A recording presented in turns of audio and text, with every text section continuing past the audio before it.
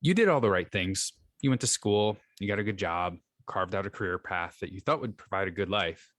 Maybe that feeling even lasted a while and felt right, but not anymore.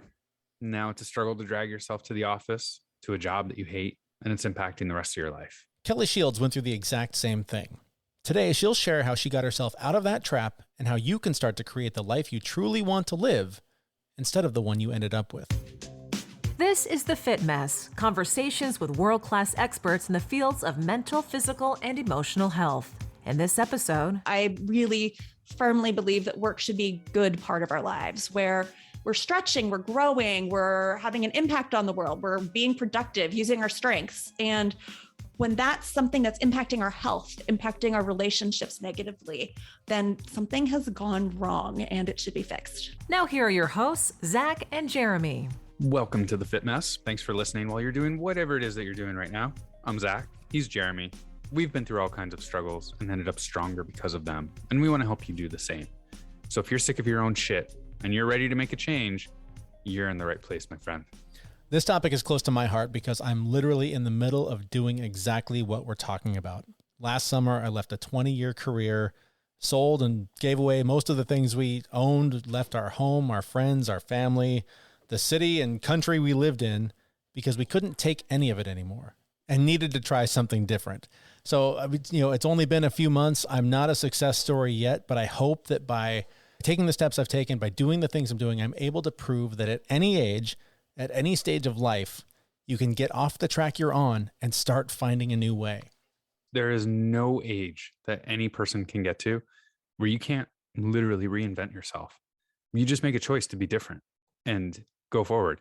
I don't know. I spent the first 20 years of my life thinking that I had to have all my things in place or all of my opinions and my work life and like just everything solid so that when I got to 40, 50, 60 years old, I'd be a solid piece of granite or something like that. Now I'm realizing that it's like, oh, I'd rather be a nice piece of aluminum to be able to like fold and mold to like whatever it is I'm feeling at the current time. And I got to say, I think I reinvented myself like 3 times. Well, and you did just recently too. I mean, you went from one job that was horrible to really enjoying what you're doing now. Yeah, the job that I had last year was new management came in. I got a new boss, like the absolute worst boss I've ever had in my entire life. Absolutely terrible. I hope he's listening to this and hears that so that he can go out and do better because it was dreadful. The work I was doing I wasn't passionate about it. It's kind of the same thing that I've always been doing, but the company changed. I had no interest in furthering the company along. My boss was terrible. People were leaving in droves. From the time the new management took over to when I left, I was the 70th something person who left the company because of this. But I didn't even have a job. Like I had nothing. I had no job lined up. And I just was like, nope, I've had it. I'm done. And had a conversation with the CEO and was like, I can't work here anymore. And he was disappointed, but he understood that that's the direction I needed to go. And I walked away from my job without having anything lined up. It was the best decision I ever made because my dream job like landed in my lap 2 weeks later. And I did something similar. I left a career that I'd been in for 20 years and I had some part-time work that I sort of carried with me. And that's helped build a bridge to what I'm trying to do on the other side of all of this.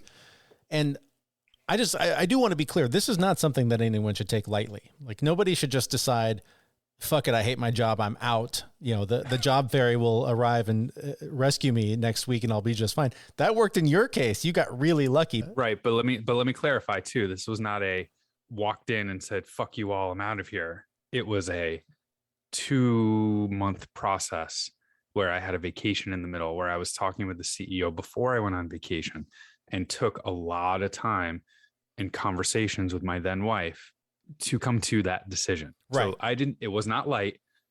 I didn't do it overnight. I had things in the works for a new job. Yeah. And I was on interviews but I had nothing guaranteed because I knew that I was going to leave it. And it just got so bad that I was like, you know what? I know I'm going to have another job at some point. Yeah. I'm going to leave before I have that guaranteed, which most people don't do. Well, and you had enough of a cushion just because of the industry you're in and the things you've done in your life that you were going to be okay one way or another. My point is there are plenty of people listening to this right now going, oh yeah, well, fuck it. I'm going to quit my job and everything's just going to work out. Do put some planning into it. Do put some effort into the bridge that's going to get you where you're going to go. Marketing is hard.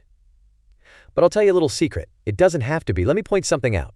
You're listening to a podcast right now, and it's great. You love the host. You seek it out and download it. You listen to it while driving, working out, cooking, even going to the bathroom. Podcasts are a pretty close companion. And this is a podcast ad. Did I get your attention? You can reach great listeners like yourself with podcast advertising from Libsyn Ads. Choose from hundreds of top podcasts offering host endorsements, or run a pre-produced ad like this one across thousands of shows to reach your target audience in their favorite podcasts with Libsyn Ads. Go to libsynads.com, that's LIBSYN, ads.com today. Let's get into the interview. Our guest today is Kelley Shields. She's a former attorney who left that life behind and started coaching others to unlock meaningful, enjoyable careers. You, like a lot of people, played by the rules, had the job, you were on the course to do all the things you're supposed to do, but something just didn't seem quite right with all of that. Absolutely. I truly believed, graduating from college, going into law school, that hey, I'd always been good at school, so law school was a natural extension. And yeah, I'm just going to be able to go into whatever career I thought sounded good, and it was all going to work out. That's what I'd been working so hard in school for. Oh, and then like 2/3 of the way through law school, I got my first actual attorney job for the summer and realized, oh, wow, I hate this. Which is not a pleasant realization to have when you're, getting close to 6 figures in debt at that point. Jeez. Yes. But so, that became a big part of my decision to stick with being a lawyer. And then after a little while, I just didn't know what else I could do. And I worked really hard to get into jobs that at least I wasn't going to be working crazy hours. But, it kept impacting my health. First, pretty early on, I developed depression, and then, eventually that got treated, that got a little bit more stable. And I kept saying, oh, I need to make this job work. Like, it's a good job. I should just make it work. And then, other health issues started showing up. So I started getting chronic fatigue and insomnia and brain fog, and finally started working with a functional medicine doctor. And we did all sorts of work, but she asked this question really early on that eventually I realized, oh, she was really wise to ask that. And she asked, what about your work stress? And she phrased it, I live in the DC area.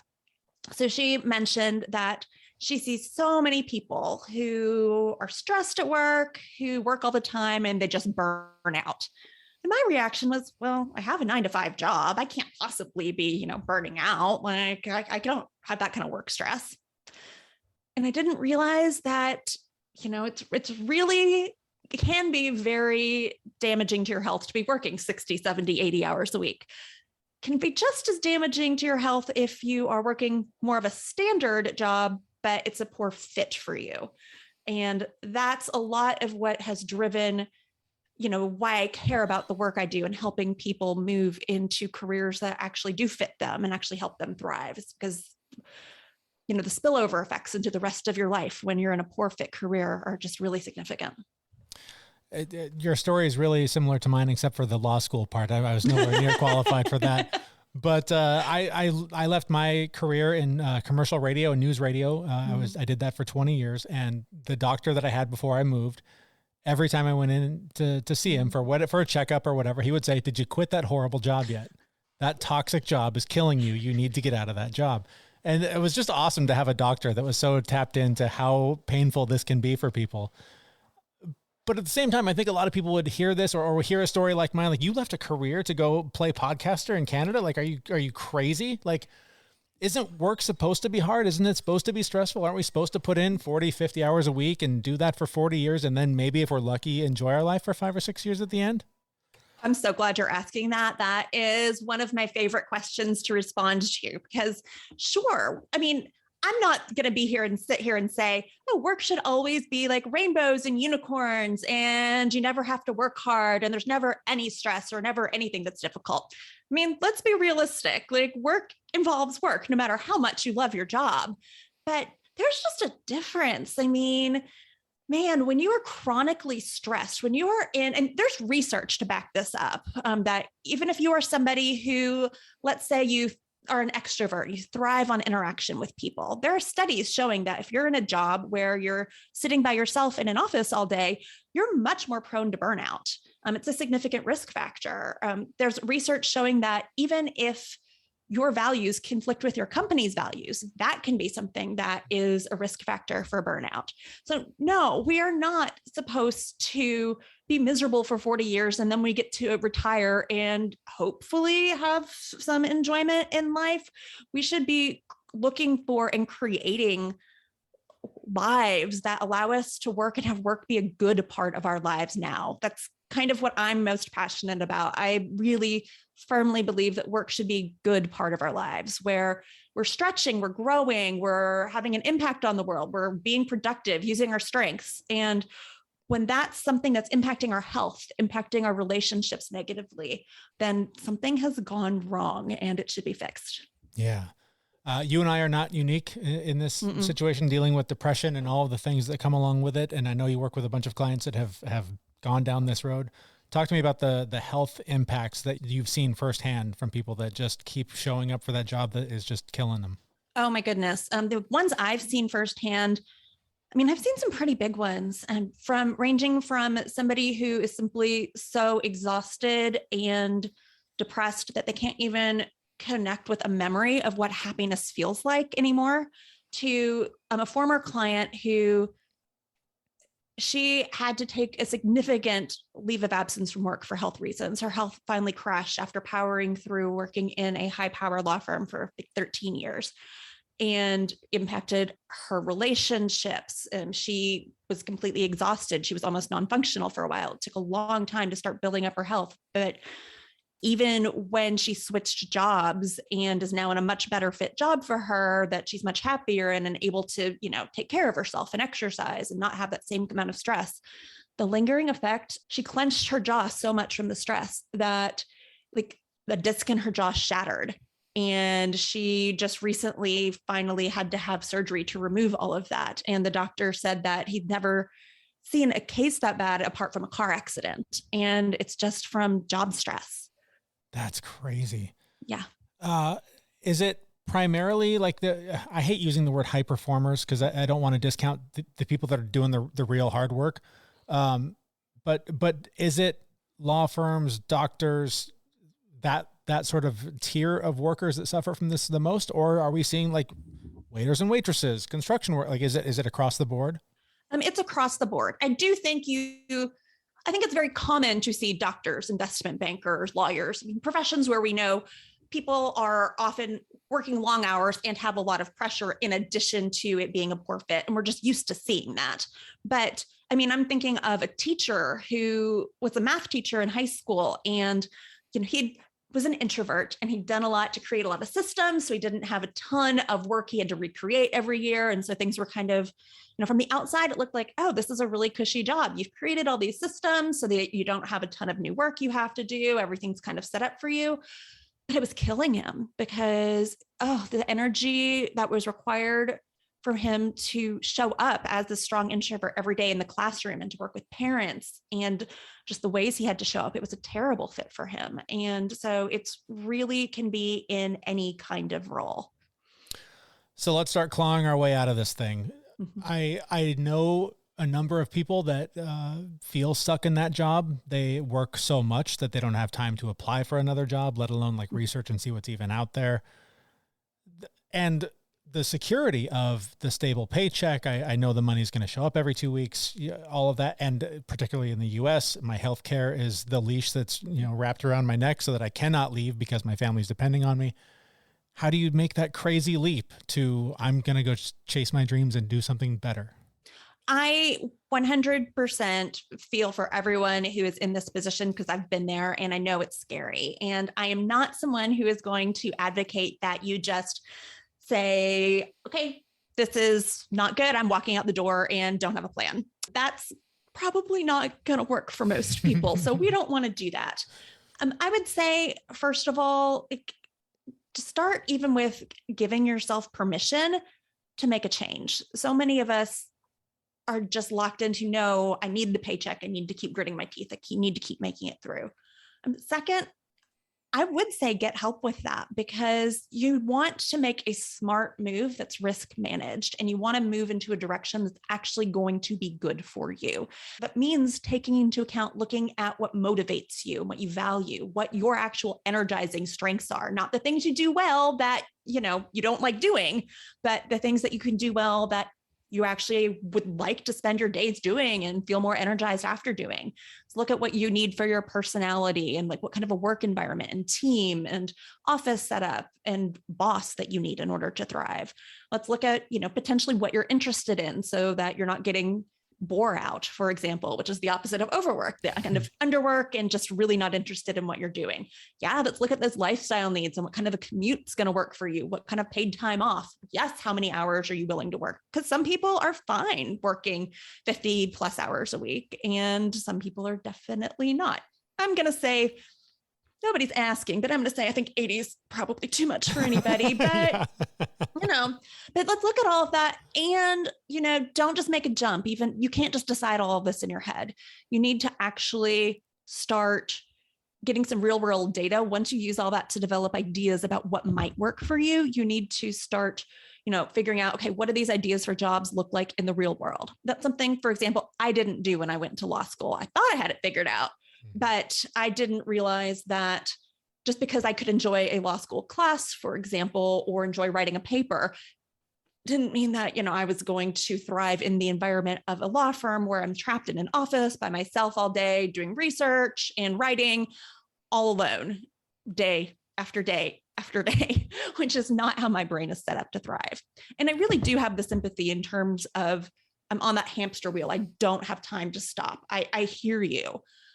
And, having someone you can talk to help you figure out, I don't even want to say what you can say no to, although that can be important, but realizing that your future really is in a different direction. And you do need to start figuring out some ways to set some boundaries to give yourself some of that time. So I also think that, I think that's also a place where some of those self-care mechanisms like meditation, breath work, yoga, eating healthy, being in nature for 20 minutes, all those different things just to start, giving you a little bit more energy, and doing some self-care mentally and physically can start to help in giving you a little bit more energy. But yeah, you're probably going to have to find a way to pull back a little bit or find some margin, even if it's, I sometimes have clients who use a giant spreadsheet with all their hours on it, and they pick, here's, if you had a full-time job and 2 kids, you might need to do that, where you're saying, okay, here's, the couple hours a week where I can work on this. And that's a valid strategy too. One thing that I would be, just speaking of being cautious about this, I think particularly of like healthcare workers right now and the lives that they have lived for the last 2.5, 3 years, wherever we're at now. Burnout is a huge part of this. Yeah. And I'm curious if you see cases where people they're just burned out. They just need a break. They don't even necessarily need a new career, change their life, move, they just need a break. How do you know the difference? How can you tell, I need to take a month off or however long you have available versus this is just not my life? I think sometimes when you're that tired and exhausted, and I have been there, and I did have to take a sabbatical to recover my health. I'm actually a huge fan of sabbaticals. So they can be great, and you can do them in a very smart way that sets you up in a good position to, re-enter the workforce. If you're that burned out, you might need the break even to start figuring out whether the problem is, hey, there's been something unusual that's happening. I just need a break. Or, okay, this is actually the career path or job trajectory and something needs to change. I think COVID is obviously something of a unique circumstance that healthcare workers and teachers, I'll say, have particularly dealt with a lot of incredible stress from and are burned out and exhausted.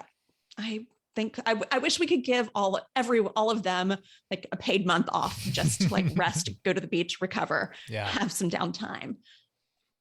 I think there's a question outside of those kind of extraordinary circumstances, what's causing you to get to that point of burnout. I'm not going to say you need to decide that right away, but you might need to decide, hey, ask the question, what's wrong with this situation? And what's the next thing I need? And if it's a break, that's great. And if that's, actually what I want is just to get into something new and I'm tired, but I think that's going to help me, start feeling better. I mean, that's also great, but I don't think any of us take enough vacation time or get enough breaks in the US. So I always advocate that. Very true. That's something I wish I'd been more tuned into this many years ago when I would go on vacation and I would come back and within an hour, I was like, oh, it's all back. And had I really been dialed into like, that's the effect this is having on me, I probably would have left a lot sooner or made, better plans to start it sooner. In doing the sort of evaluation of what do I want my life to be, comparison can become kind of a double-edged sword where you're looking at, for me, I look at pretty much every friend I have who makes significantly more money than me. They go on all the trips, they do all the things. But at the same time, I look at how hard they work every day and they do the 60, 70 hours and I kind of work when I need to and make it work. So it can be a double-edged sword. What advice do you have for someone who's comparing their life to someone else to figure out if they're living the life they're supposed to be living? You are so right that comes up so much, comes up for me too, even though I've worked with this, but you've probably heard this before, but comparison is the thief of joy. Mm-hmm. And you don't know what is going on in someone else's circumstance. And the truth is that two people can have the same job and have vastly different reactions to it. It actually takes a lot more energy to do a job where it is outside of your energizing, natural, innate strengths than it is for someone who is working in their natural, energizing strengths. I mean, that's just a difference in the reaction to the same job. Same thing could be true for many personality traits. I happen to think introversion, extroversion is the easiest one to discuss there because most of us know that. But if you're being drained just by the environment you're in, or you're not feeding on the energy either of a quiet office, or in my case, having some ambient noise and some people around, that's just a very different experience. I think what really helps is to kind of get clear on, I tend to think of it as your values, but also just what you want for your life. Like, what do you value most? And you can kind of use that to navigate, how am I doing in my career decisions and the way my life is going compared to what I value most and what trajectory I want to stay on. How do you suggest somebody start mapping that out? If they've realized it's not burnout, I'm just done.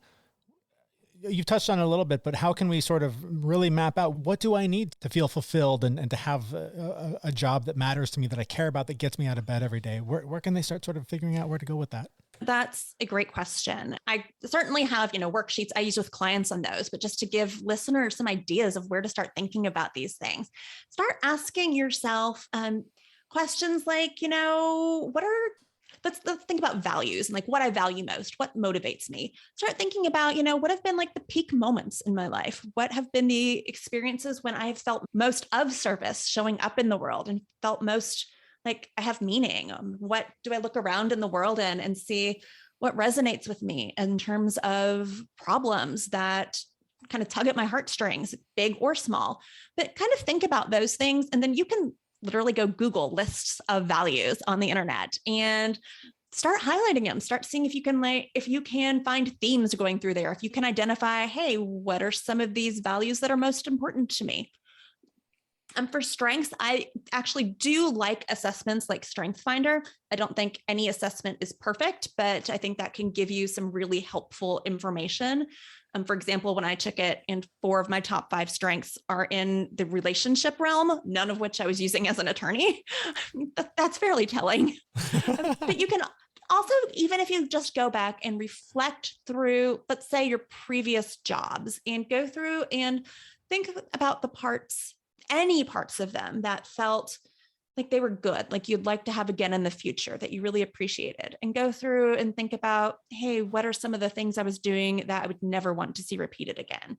think about what you're doing when you lose track of time, whether that's in work or outside of work. That's a really great clue to where some of those strengths are. And might not be what you're expecting. I know I lose track of time when I'm listening to people and talking to them and encouraging them, which on the surface don't necessarily feel like monetizable skills, but they absolutely can be, and they're really valuable. So I talk to people all the time who don't recognize something that's a strength could actually be valuable in the workforce. Yeah, for sure.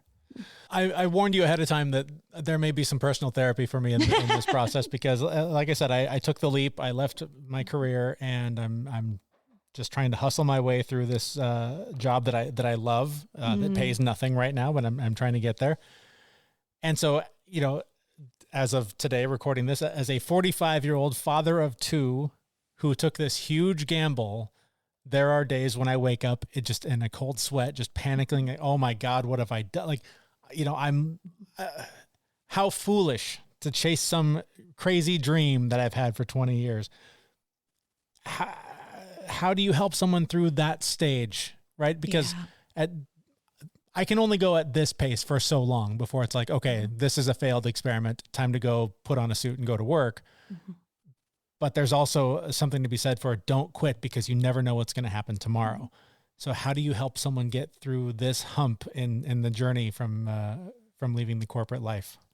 I want to explore some of that waking up in a cold sweat, because to be fair, that is an unfortunate experience of just being an entrepreneur. I Right. don't think there's any entrepreneur who has not gone through that. And it is really not fun, listeners, but it's part of the journey. Yeah. But I'm kind of hearing some all or nothing thinking potentially. And does it have to be one or the other? Mm-hmm. And there's all sorts of ways to give yourself more runway to keep working on what it is you actually want for your life. In this case, your business. And if the financial stress is getting to you, there's all sorts of things to explore about what are some ways we can help you to make that better. Even just there's a concept of a bridge job where it's not a job, where it's not a career. It's not something you're pouring your energy into or spending all your time, but basically it's there to ease some financial pressure and still leave you with all of the mental and physical energy to pursue what it is you actually want.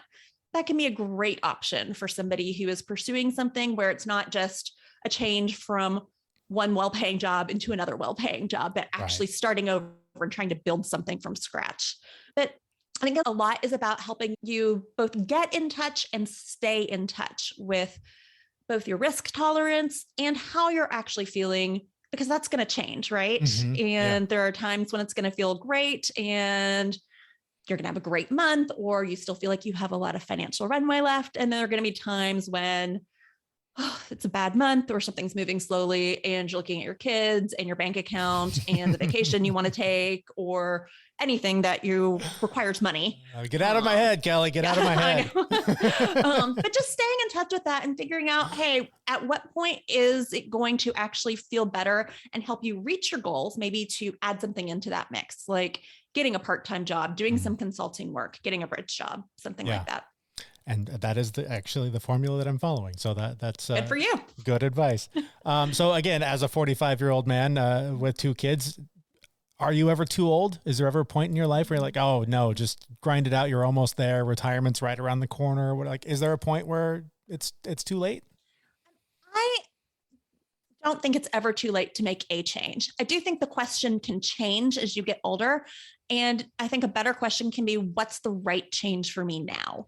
If you're approaching retirement, you certainly have different considerations than someone who's 27, and that's going to matter. So we want to take that into account. But all sorts of amazing people didn't start on the careers that they're well known for until later on. Julia Child didn't go to culinary school until she was 39, I believe.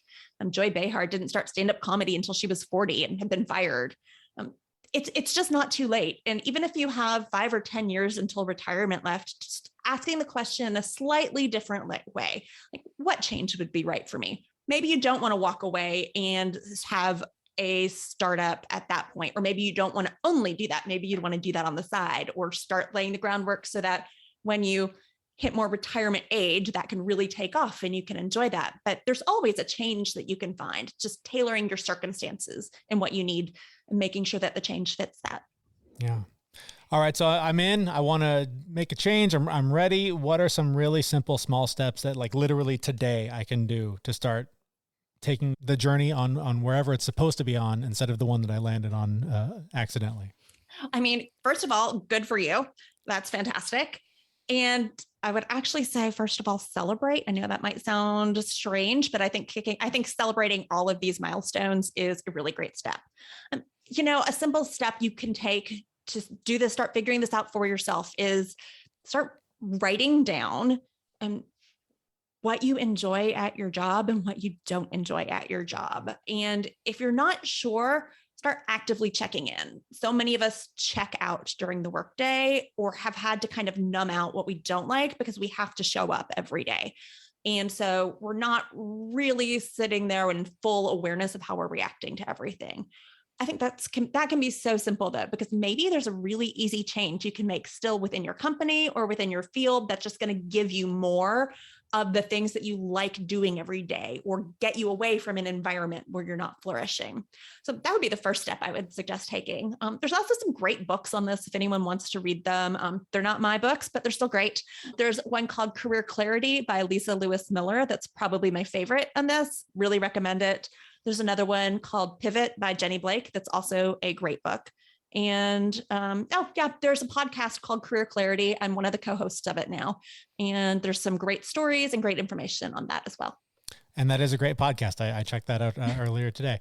Anything important here that we have not touched on that you want to make sure people are aware of before we let you go?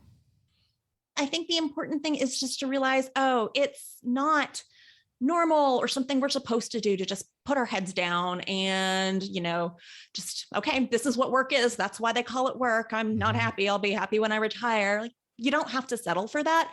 There's nothing wrong with having a job that's just a job. In fact, I have a client whose success and change was shifting from a career mentality to, it's just a job, and repositioning himself into that. But yeah, you don't have to buy into the hype that work just has to suck. It really doesn't. It can be good and it can still pay the bills. That's amazing. Where can we learn more about you and your work and seek you out if we need your help to make this leap? The best place to find me is my website. It's www.kelleyshields.com. And that's Kelley. Thank you so much. This was awesome. I really appreciate your time. Thank you so much. It was great to talk with you, Jeremy. Our thanks to career and leadership coach Kelley Shields. You can find links to her and her work in the show notes for this episode at thefitmess.com. So one of the takeaways I had there was, it is work. There is no job that's 100% perfect. It's not always going to be rainbows and unicorns, but there's a difference between being passionate and enjoying most of your job and hating little bits of it, and it being a really bad fit and having a negative impact on your life and well-being. If it's the latter of those two, straight up get the fuck out. Exactly. But don't necessarily just take a leap of faith. It sounds romantic. It sounds amazing. But if you don't have a plan, if you don't have a bridge to get you across to whatever it is that you're trying to create, if you aren't able to save up, take some time, plan this out. Don't be dumb about it. But it also doesn't have to be all or nothing. If you can live a little more simply, if you can live in a cheaper area, if you can just find ways to downsize to make it work until you figure out what that end goal is, do it, because you don't want to be reckless about something like this. And also, don't get caught up in the comparison game. There's always people who make more money and seem to look really great on the outside, but I would be willing to bet that it's a pretty huge mess on the inside. It's just there for appearance sake. And it could be a situation where even coworkers, people that have the exact same job as you and they're thriving and they love it and they can't wait to get there every day, and you hate it and you're miserable. That's a good sign that it might just be a bad fit. It could be a great job for somebody else, but it doesn't have to be great for you because other people are thriving in it. So yeah, again, don't get caught up in that comparison game. It's so toxic. Focus on what you need to be fulfilled, not what others seem to be doing. And whether it's a job you love or a job you hate, don't forget to take care of yourself in the process. And that means getting the activity that you need, getting the nourishment you need, taking supplements. For me, that's why I use Athletic Greens. I started taking Athletic Greens because Zach told me to. For months, he shared why it was so helpful for him while I was swallowing 3 fistfuls of vitamins 3 times a day. I have to tell you, I noticed a difference on day one. I felt better and didn't have that 4 p.m. energy crash that I thought was normal. Now I've been on it for several weeks and I love it. It's packed with 75 high-quality vitamins, minerals, whole foods sourced superfoods, and probiotics, and it works with any diet plan, and it tastes great. For less than $3 a day, you're investing in your health for a lot less than your cabinet full of vitamins or your daily coffee habit. So reclaim your health and arm your immune system now with convenient daily nutrition. To make it easy, Athletic Greens is going to give you a free 1-year supply of immune-supporting vitamin D and 5 free travel packs with your first purchase. Those are so handy. All you have to do is visit athleticgreens.com/fitmess. Again, that is athleticgreens.com/fitmess to take ownership over your health and pick up the ultimate daily nutritional insurance.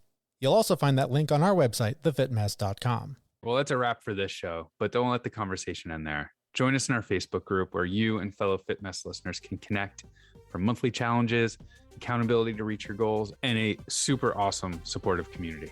That link is at our website, thefitmess.com, where we will be back next week with a brand new episode. Thanks for listening.